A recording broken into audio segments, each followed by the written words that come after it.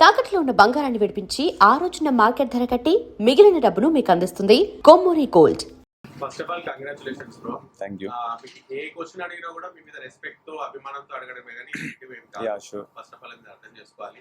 ఒకటే క్వశ్చన్ ఏంటంటే మీ స్ట్రెంగ్త్ మీకు తెలీదా? తెలుసు, ఆబ్వియస్లీ.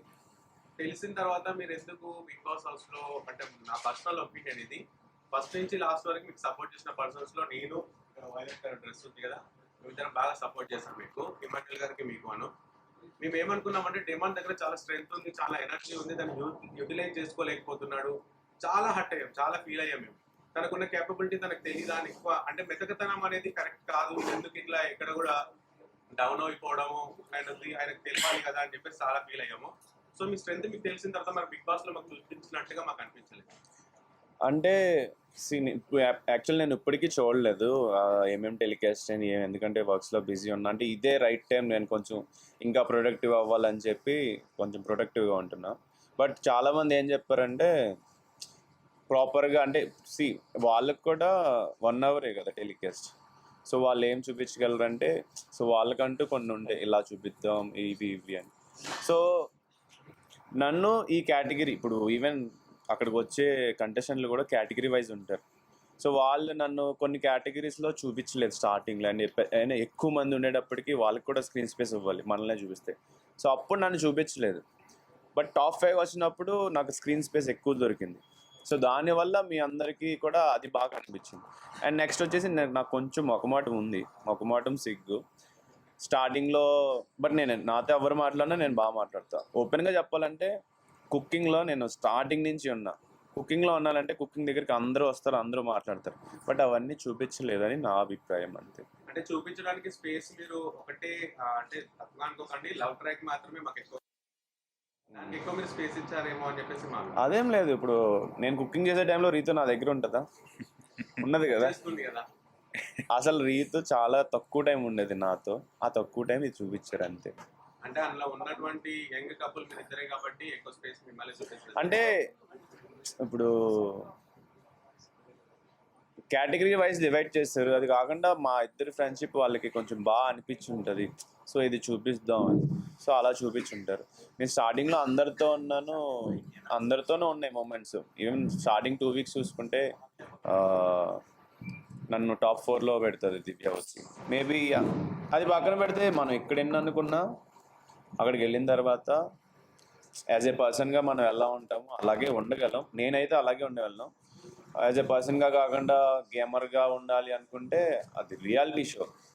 ఏదో జస్ట్ వచ్చి ఒక గేమ్ ఆడి వెళ్ళిపోవడం అంటే మనం డిఫరెంట్గా ఉండొచ్చు. బట్ మనం 105 days ట్రావెల్ చేయాలి. సో ట్రావెల్ చేసినప్పుడు మైండ్లో ఒక్కటే అనుకుని గేమ్, అంటే మనం హార్ట్ఫుల్గా మైండ్ఫుల్గా లేకపోతే, నా వరకు నేను హార్ట్ఫుల్గా మైండ్ఫుల్గా ఉందామనే ఉన్నా అంతే. సరే బ్రో, లాస్ట్ ఇంకా నేను ఏం మాట్లాడను. ఒక వెల్విషర్గా ఎక్కడ తగ్గాలో అక్కడ తగ్గండి, ఎక్కడ నెగ్గాలో అక్కడ నెగ్గండి, ఫైట్ చేయండి, ఎక్కడ కూడా గివ్ అప్ ఇవ్వకండి. డెఫినెట్లీ. కానీ స్టార్టింగ్ నుంచి రీతితో ఉన్నది మంచిగా ఆడింది కదా, నీకు వెళ్ళిపోయిన తర్వాత ఎందుకు తగ్గినట్టు అనిపించింది? అలా ఏం లేదు. మేము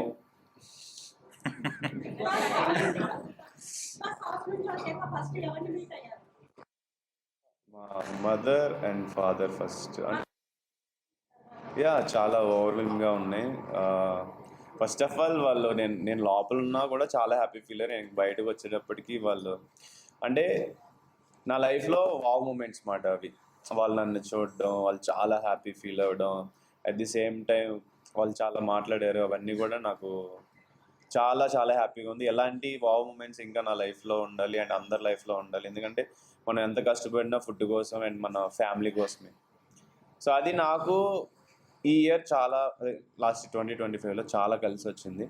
so I'm very grateful and blessed.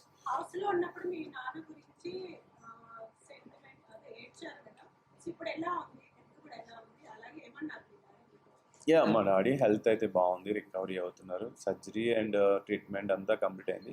But course వాడాలి ఇంకో 3 months, అప్పుడు ఇంకా బెటర్ అవుతారు కంపేర్ టు పాస్ట్ కన్నా.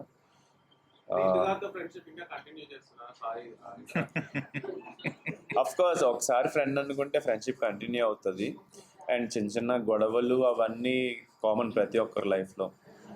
బాండ్ స్ట్రాంగ్గా లేకపోతే ఆ గొడవ కంపేర్ చేస్తే దాన్ని బట్టి మాట అంటే మన ఫ్రెండ్స్తో కూడా కొంతమంది చిన్న చిన్న మిస్టేక్స్కి పట్టించుకోం, కొంతమంది ఉంటారు అంటే ముందు ఒకలా వెనకాల ఒకలాగా. సో అలాంటి వాళ్ళతో అయితే మనం ఏదైనా అయితే కట్ చేస్తాం, కానీ జెన్యున్గా ఉండే వాళ్ళని మన లైఫ్లో ఎప్పుడు కట్ చేయకూడదు అని నా ఒపీనియన్. ఓకే అండి, అందరూ మీ అమ్మ నాన్న ముందు చెప్పడం వేరు, కానీ ఫ్యాన్స్ ముందు ఒక్కళ్ళ యా నాకు 50 lakhs వస్తే ఖచ్చితంగా నేను 5 lakhs ఇస్తాను. ఇప్పుడు కూడా నేను ఖచ్చితంగా గిఫ్ట్ ఇస్తాను. ఇంకా నా దగ్గరకి మనీ అయితే రాలేదు, బికాస్ దానికి ప్రొసీజర్ ఉంటుంది కదా. డెఫినెట్లీ అవన్నీ చెప్పకూడదు. బట్ మీరు అనుకునే అంత ఎక్కువేం కాదు, బికాస్ నేను కామనర్ కేటగిరీకి వెళ్ళాను కాబట్టి ఇట్స్ వెరీ ఒక మేబీ ఇప్పుడు మళ్ళీ బిగ్ బాస్ తీసుకుంటే రెమ్యునరేషన్ బాగా ఇస్తారేమో.